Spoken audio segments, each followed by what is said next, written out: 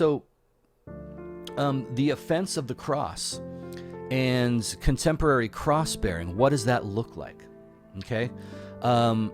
You find in the New Testament a lot of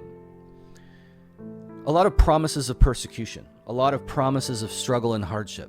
And, you know, Christians today kind of close their Bible and look around, and they don't really see the kind of persecution that the Bible warns us to be ready for, okay?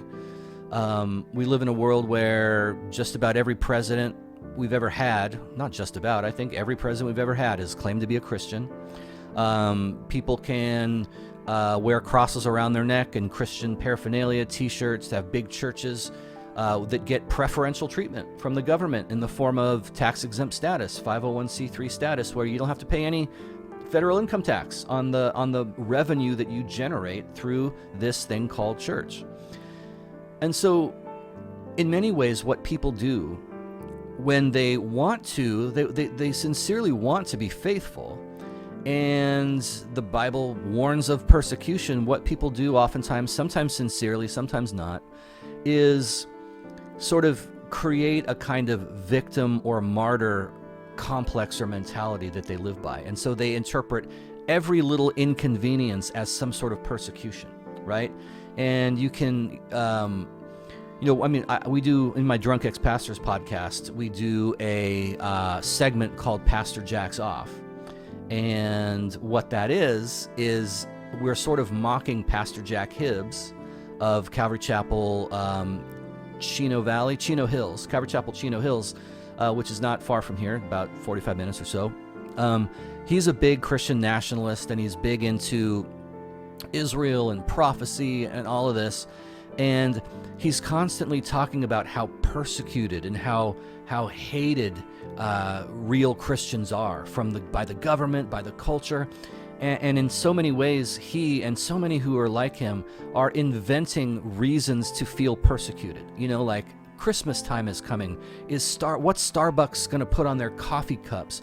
Are their cups going to have Christmas symbolism, or is it going to say Happy Holidays? Because Happy Holidays is persecution, because you're denying Jesus, because you're supposed to say Merry Christmas, but they're saying Happy Holidays, and that is persecution against us, and we are offended, and we will stand strong against this.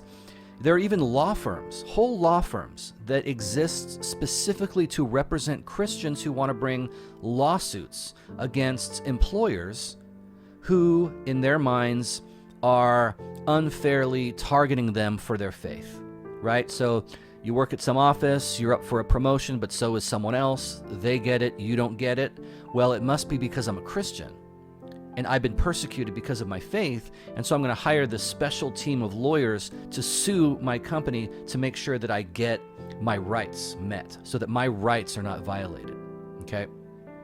Now, this is, in my mind, utterly and completely antithetical to the actual gospel message, right? Again, it's just another form, in this case using lawfare and legal means to avoid the void, right? We're trying to secure our rights. And this is very, very American language, but it's always baffling to me that it's conflated with Christian language, right? Because in the minds of many, Americana and Christianity are they go hand in hand, right? Like apple pie and baseball and Chevrolets, right? Christianity and America are one and the same. The more patriotic you are, the more likely it is that you are a Christian, right? This is the sort of world we live in. It's bizarre to me. Because if you read, first of all, just forget, okay, I was going to allude to Paul in 1 Corinthians 9. Let's put a pin in that and just think about Jesus. Did anyone have their rights violated more than him? I mean, let's take the story at face value. Okay, let's take the whole thing at face value and say that Jesus is the second person of the Godhead who assumes a human body and human nature together with his divine nature. He's God in the flesh. He's the God-man, the theanthropos, right? Who was put to death by the state. Okay, he was persecuted and underwent capital punishment by the Roman Empire. If anyone had their rights violated more than that, I would like to hear about it, okay? But what did Jesus say when his disciples wanted to dissuade him? I mean, let's even go back further. When the devil tempted Jesus in the wilderness, the very beginning of his public ministry, Mark or Matthew 4, Luke 4, I believe, the devil, showed him the kingdoms of the world and said, I'll give these to you if you worship me.